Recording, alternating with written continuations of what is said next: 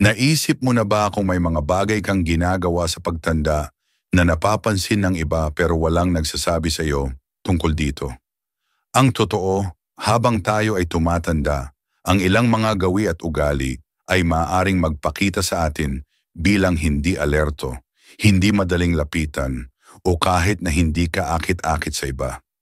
Ang problema, karamihan ay masyadong polite para sabihin ito. Kaya maaaring hindi mo ito napapansin. Pero narito ang magandang balita.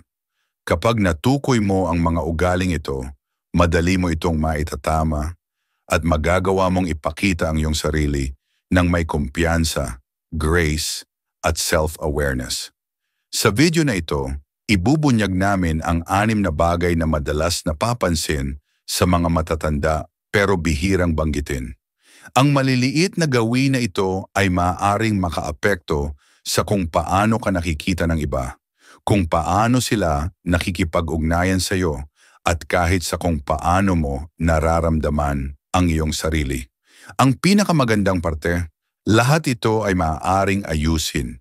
Sa pamamagitan ng ilang simpleng pagbabago, maaari mong panatilihin ang iyong presensya, manatiling socially engaged, at pakiramdamang pinakamahusay sa anumang edad.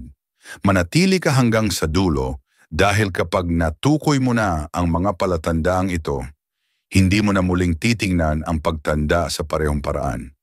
Hindi mo lamang malalaman kung paano ka nakikita ng iba, matututunan mo rin ang mga madaling paraan para manatiling matalas, nakaistilo, at respetado habang tumatanda. Bago tayo magsimula, kung hindi ka pa nakaka-subscribe sa channel, siguraduhing pindutin ang subscribe button at i-activate ang notification bell.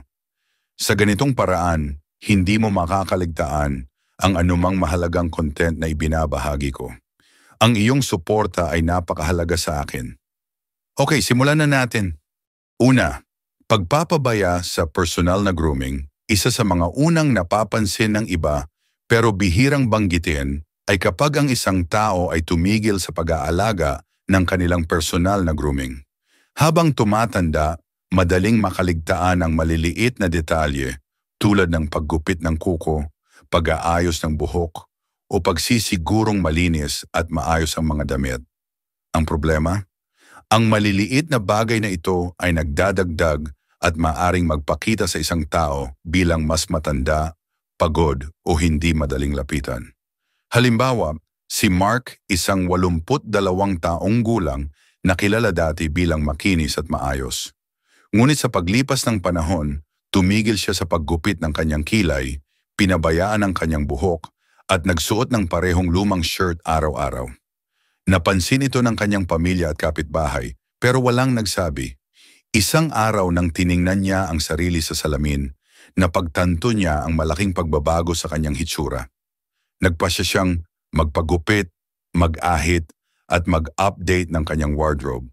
Halos agad, mas maganda ang kanyang pakiramdam, mas tuwid ang tindig, at mas positibo ang pakikitungo sa kanya ng iba. Ang katotohanan, kapag nagpapabaya sa grooming, hindi lang ito tungkol sa hitsura, kundi pati sa kung paano nakikita ng iba ang iyong enerhiya at kumpiyansa. Ipinakikita ng mga pag-aaral na kapag maayos ang grooming, mas maganda ang tindig ng isang tao na nagpapakita ng pagiging aktibo at vibrant. Ano ang maaari mong gawin? Panatilihing simple, regular na haircut, malinis na kuko, at damit na maayos ang fit. Kung hindi priority ang skincare, gumamit ng basic moisturizer at lip balm para maiwasan ang dry skin. Kung may facial hair, panatilihing maayos ang paggupit. Hindi mo kailangang mag-aksaya ng oras sa harap ng salamin. Ang kaunting atensyon sa grooming ay makakatulong para mas maganda ang iyong hitsura at pakiramdam. Pangalawa, masyadong malakas na pagsasalita o pagputol ng usapan. Isang karaniwang issue sa pagtanda ay ang pagbabago sa paraan ng pakikipag-usap. Maraming matatanda ang nagiging mas malakas ang boses ng hindi namamalayan, na maaaring makaistorbo sa usapan. Kadalasan, ito ay dahil sa unti-unting paghina ng pandinig, kaya nahihirapang i-adjust ang lakas ng boses. Ang problema, karamihan ay hindi sasabihin sa iyo, titiisin lang nila ito. Halimbawa si Alex, 77 taong gulang, na mahilig makipag-socialize. Unti-unti naging mas malakas ang kanyang boses at kung minsan ay napuputol niya ang usapan ng iba. Napansin ito ng kanyang pamilya at kaibigan pero walang nagsabi.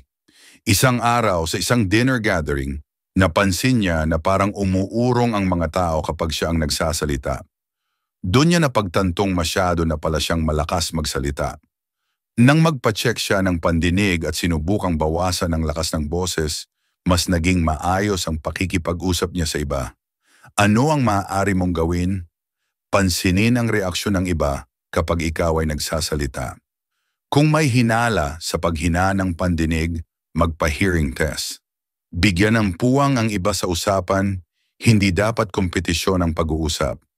Ang pakikipag-usap ng may tamang lakas at pakikinig ay nagpapaganda ng social interactions. Pangatlo, paggamit ng hindi bagay o luma na damit. Madaling makaligtaan ang pananamit habang tumatanda. Marami ang nag-stick sa lumang damit dahil komportable o pamilyar na ito. Ang problema, ang damit ay nagpapadala ng mensahe. Kung luma, malukot o hindi bagay, maaari kang magmukhang mas matanda at hindi maayos. Halimbawa, si Harold, 80 taong gulang, na dating estiloso, ngunit sa paglipas ng panahon, nagsuot na lang siya ng mga lumang, maluluwag na damit. Nang magsuot siya ng well-fitted na shirt at bagong pants, nagbago ang tingin sa kanya ng iba. Mas confident siyang tignan. Ano ang maaari mong gawin? Simulan sa maliliit na pagbabago, well-fitted na shirt, maayos na pants, o stylish na jacket. Pumili ng kulay at tela na komportable at bagay sa iyo. Magtanong sa stylish na kaibigan o salesperson kung hindi sigurado. Hindi kailangang sumabay sa uso. Ang importante ay komportable at confident ka sa iyong suot.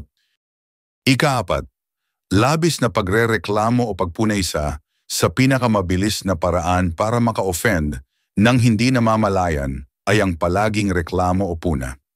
Madaling mahulog sa ugali ng pagsasabi ng negatibong bagay tungkol sa modernong teknolohiya, kabataan o kung paano mas maganda noong araw. Ang problema, kahit hindi sinasadya, nakakadrain ito ng enerhiya sa usapan at maaring iwasan ka ng mga tao. Halimbawa, si Roger, 75 taong gulang na laging may negatibong komento.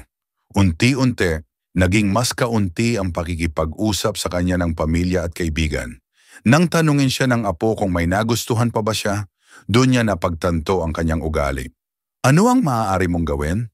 Balansehin ang negatibo sa positibo. Sa halip na sabihing mas maganda nung araw, subukang sabihing iba noon pero curious ako sa bagong paraan. Humanap ng magagandang bagay sa bawat sitwasyon. Ang positibong enerhiya ay nakakahawa. Mas gugustuhin kang kasama ng mga tao kung nakakapagpasaya ka. Panglima, pagpapabaya sa postura at body language. Isa sa mga subtle pero napapansing palatandaan ng pagtanda ay ang paraan ng pagdadala ng sarili. Madaling mahulog sa ugali ng paghukot, mabagal na paglakad o hindi direktang tingin. Ang problema, ang body language ay nagpapadala ng mensahe. Kung hukot o mabagal ang galaw, maaaring magmukhang mahina o disengage kahit hindi naman. Halimbawa si Leonor, 83 taong gulang, na napansing parang itinuturing siyang mahina ng iba. Nang makita niya ang sarili sa litrato na nakahansyang likod, napagtanto niya ang dahilan. Nang mag-focus siya sa pagtuwid ng postura, nagbago ang pakikitungo sa kanya ng iba. Ano ang maaari mong gawin? Isipin na may string na humihila sa tuktok ng iyong ulo para tumuwid. Iwasan ang pag-shuffle ng paa kapag naglalakad. Direktang tingnan ang kausap at gumamit ng hand gestures. Ang magandang postura ay nagpapakita ng kumpiyansa at enerhiya. Pang-anim, mabahong hininga o body odor.